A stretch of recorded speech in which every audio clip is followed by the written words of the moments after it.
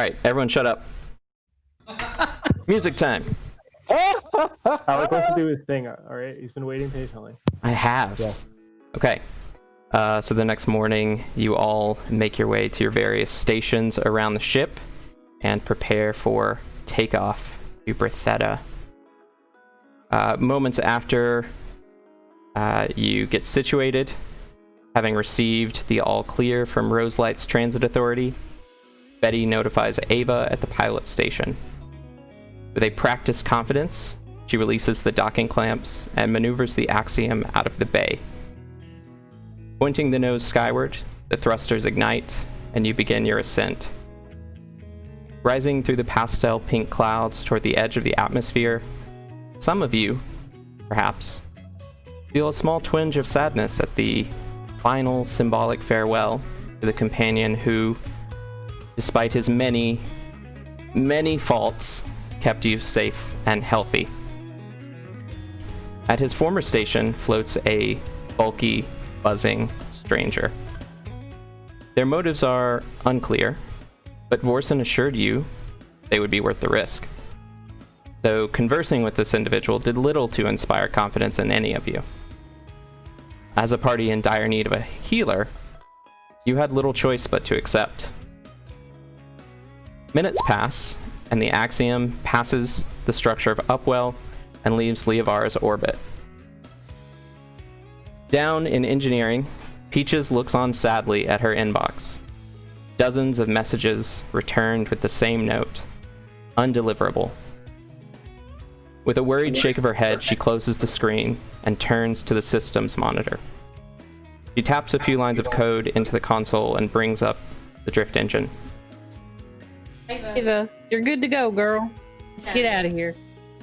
She signs as Betty relays the message. 1 second. Back on the bridge, Ava puts in the final calculations for the route to Bretheda.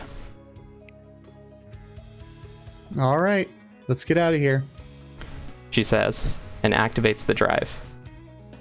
The engines flare a brilliant blue, and the ship jumps suddenly from the material plane to the drift. The ship begins hurtling through this dimension towards the beacon signifying Bretheda. Quickly, it fades into the background, and the view hangs for a moment on empty space.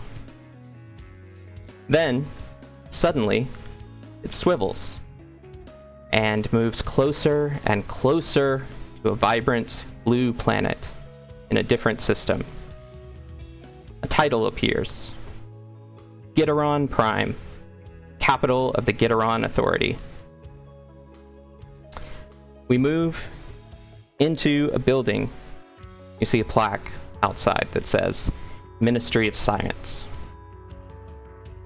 You move through the corridors and into a large conference room, and seated around a table are several impressive-looking hobgoblins, Janoi, and others.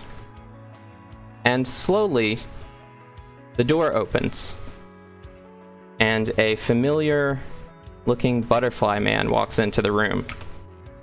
He takes his place at the head of the table and says, "Ladies, gentlemen, and everyone that would leave out, welcome. I know you're very busy, and I don't want to take up too much of your time, so I'll cut to the point.